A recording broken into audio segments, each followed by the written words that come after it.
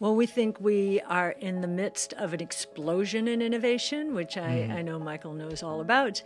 And we believe there are 5 major innovation platforms evolving right now at the same time. We've never had this before. You have to go back to the early 1900s, telephone, electricity, automobile. Today we have genomic sequencing, robotics, energy storage, artificial intelligence, and blockchain technology. And we believe they are going to converge, actually. So we don't have individual technologies doing one S-curve at a time. Sure. We've got S-curves feeding S-curves. Just to give you an example of that, autonomous taxi platforms. That's the convergence of 3 of those platforms. Robotics, autonomous vehicles are robots. Energy storage, they will be electric, and artificial intelligence, they'll be powered by AI. Now that industry or that particular platform accounts for basically 0 revenue today.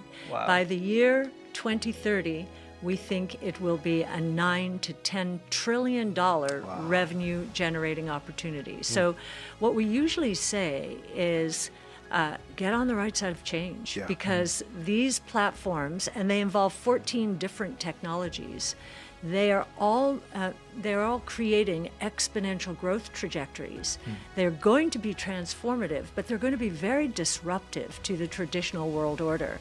Innovation is the great leveler.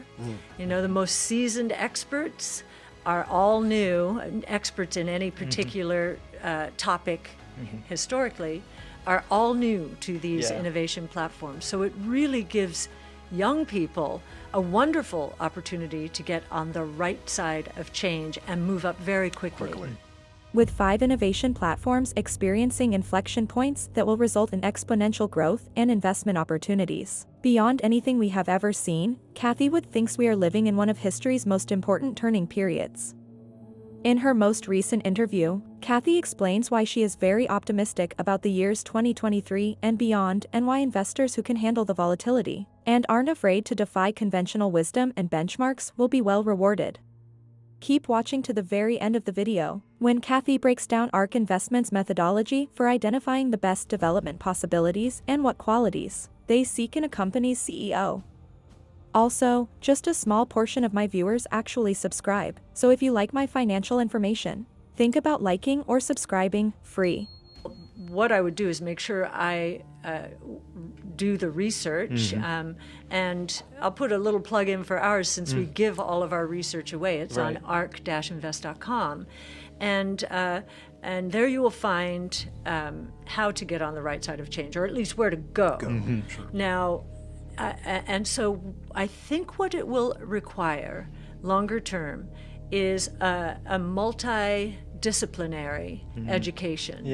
And because of these convergences. So I would certainly think about that.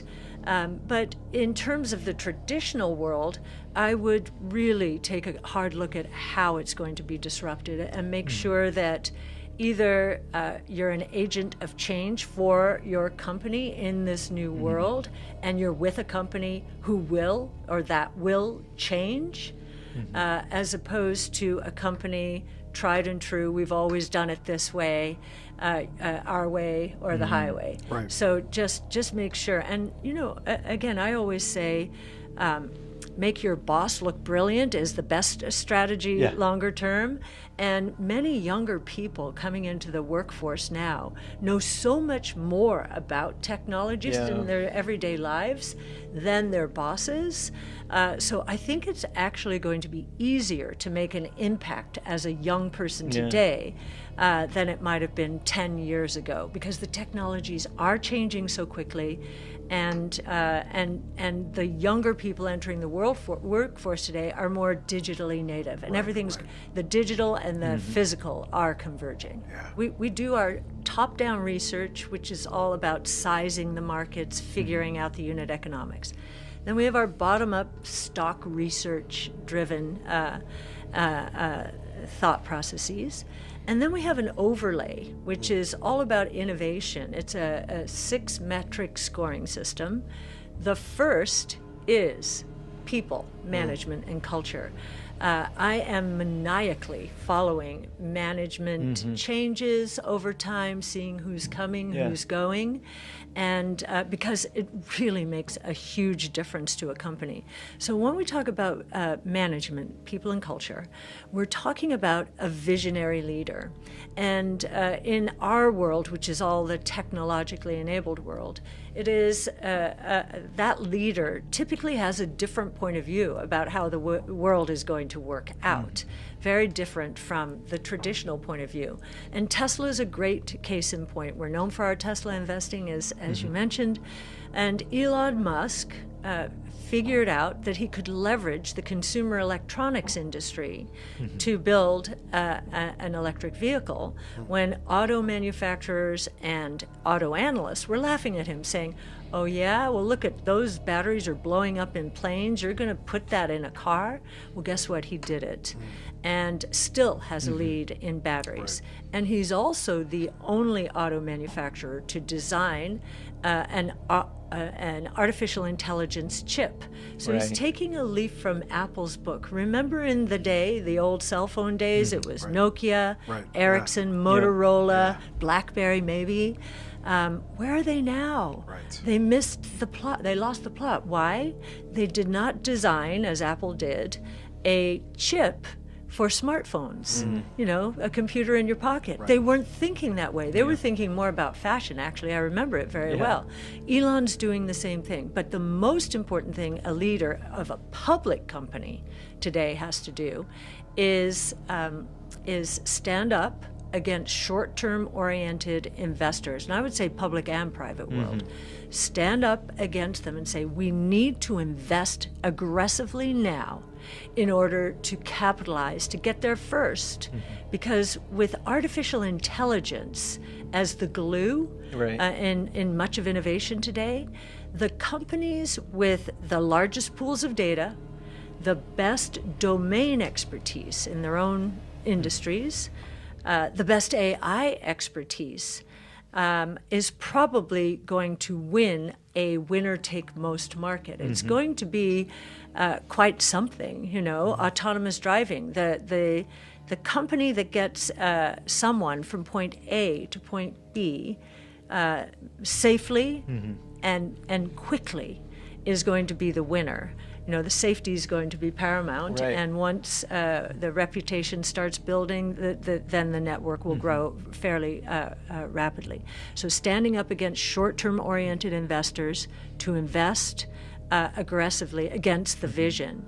And of course, as a good leader, I you know, in terms of ARC, in founding it, a good leader always has to be willing, this is a fine distinction because of what I just told you, to pivot. Sure. And in our case, it wasn't a pivot away from our core competency, which was an exclusive focus on disruptive innovation and an open research ecosystem. It was more the package in which we would deliver this. Would it be an ETF, which is where we started and where we are doing very well right now? The seeds for what is happening today and the reason these growth trajectories are going to be so explosive, the seeds for all of this were planted in the 20 years that ended in the tech and telecom bubble. Back then, too much capital chasing too few opportunities too soon. The technologies weren't ready, or they were way too costly. So here we are, 20, 25 plus years later. We've been germinating these technologies, AI, deep learning, the big breakthrough in 2012, before that cloud computing, 2006 with AWS. So these technologies did not exist back then. So we've been germinating these technologies and now we're ready for explosive growth. What's so interesting from an investor point of view, I just told you, too much capital chasing too few opportunities. They were falling all over each other to make sure that their tech weightings were higher than the next guys and the indexes. So they should have been pulling back, right? Today, they should be rushing in. And instead, they're heading for the hills, which means they're benchmarks. And in the context of Southeastern, I have described benchmark-style investing, or at least the whole allegiance to it, as worshiping an idol. It's really become an idol in our industry, and it's a very bad idol, because the traditional world order, which it represents, is what I've just mentioned. We believe will be, if not disrupted. Thank you guys for watching. See you in our upcoming video.